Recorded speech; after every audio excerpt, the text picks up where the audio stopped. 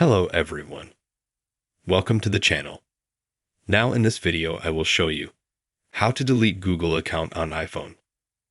Please subscribe to the channel. Watch the video till the end. Let's get started. To do this, you'll need to go to any browser on your iPhone or iPad. I go to Safari. After that, I have Google Browser here.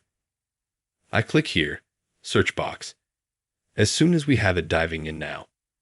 In the upper right-hand corner, click on your account. Click Manage your Google account. Here, click on Data and Privacy. Scroll down to the bottom, and we get here, Delete your Google account. Click here. Here, we have to enter the password of our Google account. We can also change it. Once we've written the password, click Next. This will open up a new page and instructions.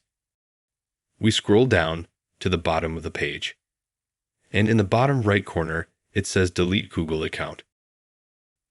Click Delete Google account.